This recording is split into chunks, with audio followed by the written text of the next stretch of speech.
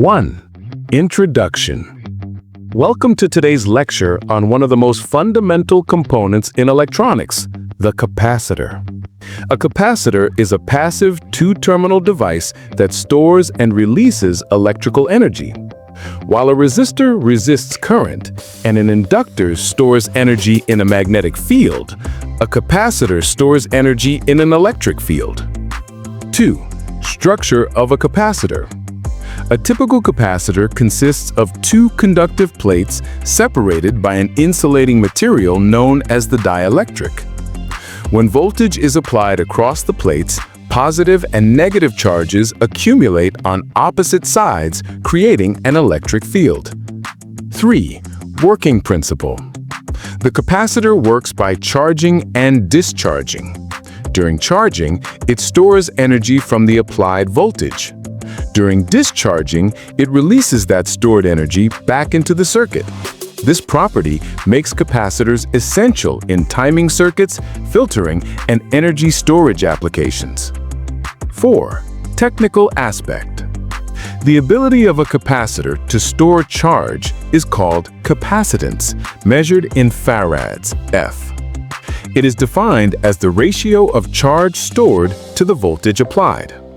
C equals Q divided by V, where C is capacitance, Q is charge, and V is voltage.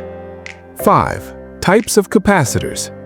There are many types of capacitors, such as ceramic capacitors, small and used for high-frequency applications, electrolytic capacitors, large capacitance, commonly used for power supply filtering. Film capacitors, stable and reliable, often used in signal processing. Supercapacitors, capable of storing very high energy. 6. Applications.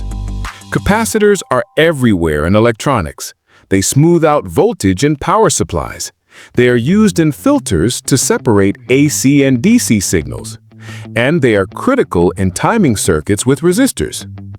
And in modern technology, supercapacitors are being used for energy storage in renewable systems. 7. Advantages and disadvantages. Capacitors offer fast charging and discharging capabilities, reliability, and durability. However, they have some drawbacks, such as limited energy density compared to batteries and the fact that they cannot provide long-term energy storage. 8.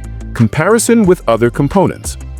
Unlike resistors, capacitors don't dispense energy as heat, they store it. Unlike inductors, they store energy in an electric field instead of a magnetic field. And unlike batteries, capacitors can charge and discharge almost instantly but cannot store large amounts of energy for long durations. 9. Conclusion. In conclusion, the capacitor is a simple yet powerful component that makes modern electronics possible. From smartphones to power grids, capacitors are everywhere, silently storing and releasing energy to keep our devices running smoothly.